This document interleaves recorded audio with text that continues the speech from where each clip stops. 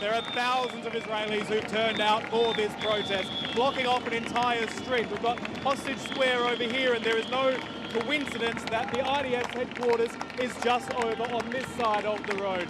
The idea behind these thousands of Israelis showing up tonight is that they want to make their voice heard to a government they believe aren't listening to them. We can't continue endless and losing all these people and all the hostages, because it's going to be a disaster for the country, for the young generation, for the future of the country. We can all agree that whatever you feel like politically, or how do you feel like what should be done next, if it was my brother, if it was my sister, if it was me, I would want people to go out to the street, and to fight for me. This is the culmination of a day of action right across the country, not only in cities like Tel Aviv and Jerusalem, but in smaller locations as well. At one stage, Highway 1 between Tel Aviv and Jerusalem was shut down by protesters who set fire to tyres, causing traffic chaos. The Prime Minister with a message for those who were rallying. Those who are calling today for an end of the war without the defeat of Hamas are not only strengthening Hamas and delaying the release of our hostages, they are also ensuring that the horrors of October 7 will repeat themselves over and over again, and that our sons and daughters will have to fight over and over again in an endless war.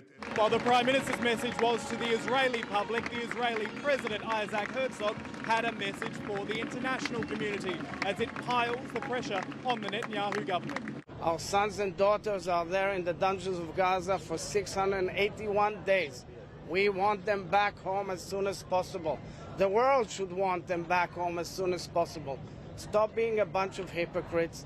Press, because when you know how to press, you press.